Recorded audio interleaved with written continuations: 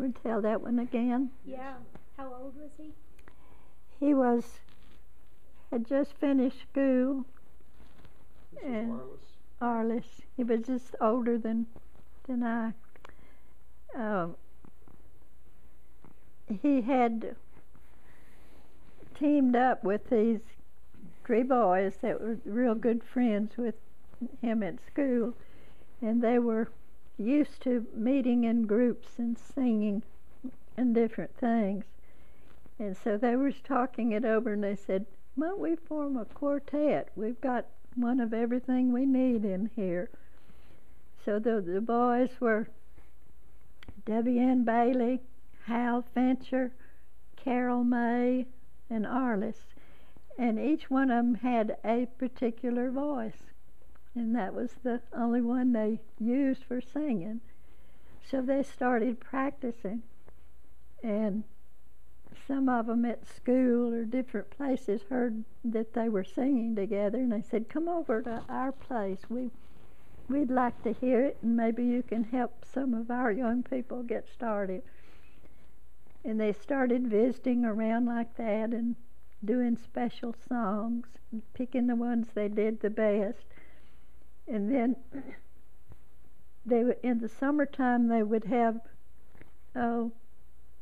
they called them singing schools, I think. And they would have them come to that and sing and show these children that if they would use their voices, there were places they could go with them, and to encourage them to do it, and how to read, help them learn to read music and everything. And they did, and they would go to different places where they were encouraging the best of their group to go ahead and sing some special things, make up special programs, and do some different things rather than just getting in a crowd and singing.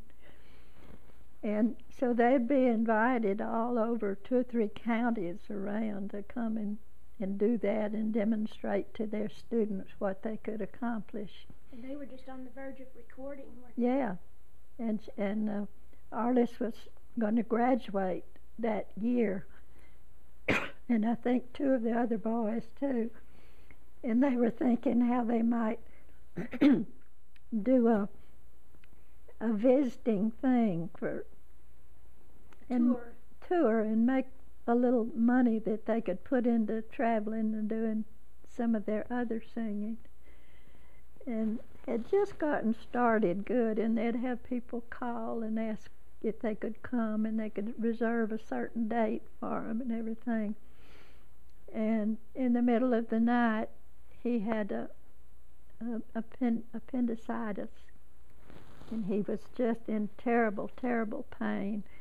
And Daddy heard him cry out in the bed, and he went to check on him, and when he found out where he was hurting and how he was hurting, he told Mother, I've got to take this boy to the hospital. We've got to see what's wrong with him.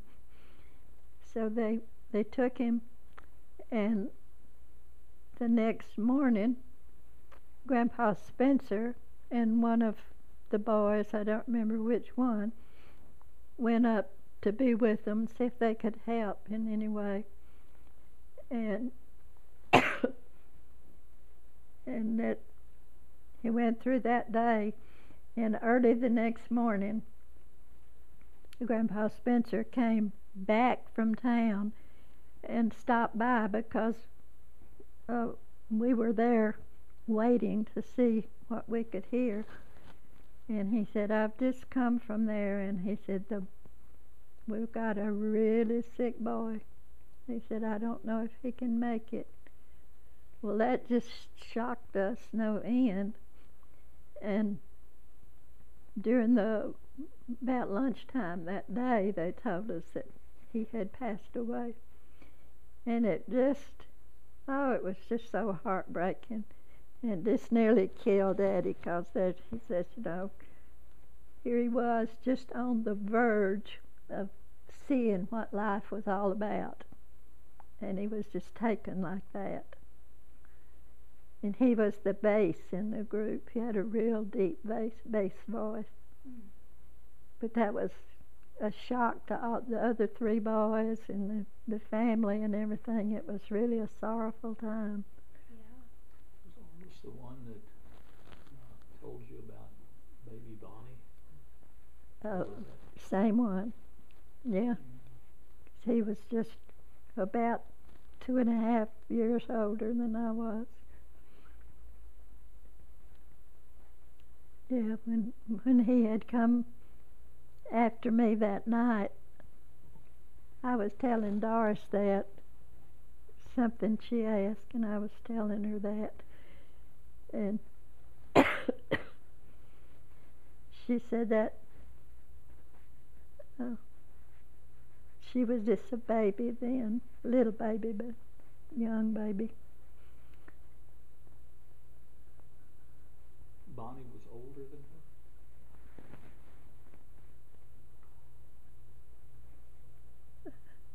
Younger, right? Who? Bonnie. She was Younger than Wanda? Bobby.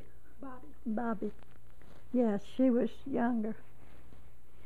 And this is something Doris told me the other day when we were talking, and I mentioned about Arlis, and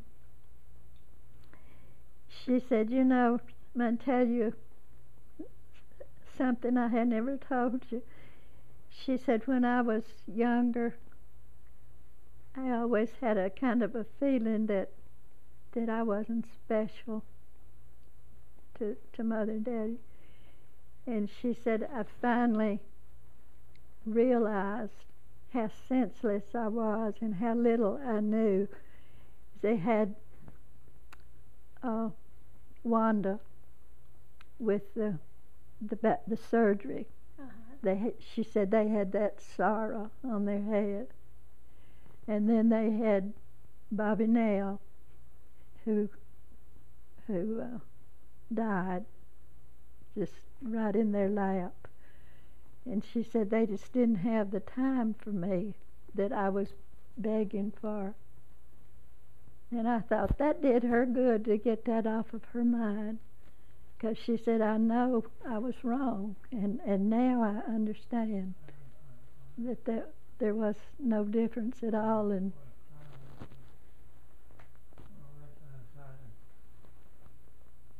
are you talking to yourself? Yeah, no, you. I can't hear you when your head's turned that way. What did you say?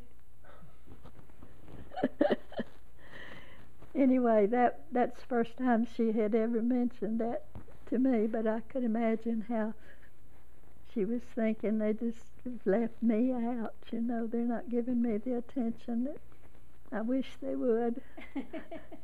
It's got to be hard to be that far down the road of Yeah, kids. yeah. Unless you're an only child, I imagine that every child has that thought at one time. At times, I'm sure they do.